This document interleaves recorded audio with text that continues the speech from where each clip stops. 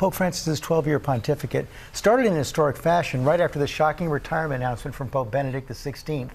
And Pope Francis surprised many as he brought the church through a time of change.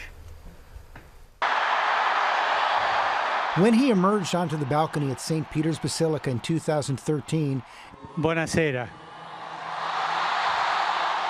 Few expected a pope who would so radically transform the papacy, injecting a new wave of optimism into the Catholic Church. Jorge Mario Bergoglio made history as the first pope from Latin America and the first Jesuit.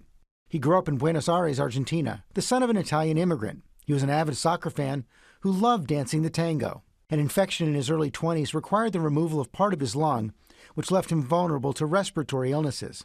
After studying chemistry, he went to the seminary, becoming a priest when he was 32. As a cardinal in Argentina, he sold off the church mansion, cooked his own meals, and rode the subway while helping the poor. So it seemed fitting that the new pope would take his name from St. Francis of Assisi, who dedicated his life to caring for the poor. He was the first pope who refused to wear certain traditional papal vestments, instead choosing simple white robes and black loafers. This pope carried his own bags, paid his own bills. He was also the first pope not to live in the lavish papal residence, rather a small, modest apartment. Pope Francis brought change from the start. Before creating the world, Dios amaba. God loved. Porque Dios es amor. Because God is love. Instead of washing the feet of fellow priests on Holy Thursday, in a sacred rite that reenacts Jesus' washing the feet of his disciples, Francis chose juvenile prisoners, women, and non-Catholics. When ordinary Catholics wrote him letters of despair, he telephoned them personally. And this pope was determined to reach out, often riding in an open-air popemobile, wading into the crowds, greeting children, blessing the disabled, and posing for selfies. His extraordinary connection glimpsed during scenes like this. In Rio, a rock star welcome. Millions flocked to Mass on Copacabana Beach. For many Catholics, the message was long overdue. Shift focus from the hot-button issues like abortion, gay marriage, and contraception toward a more inclusive church. The shift in tone, however, brought no change in doctrine.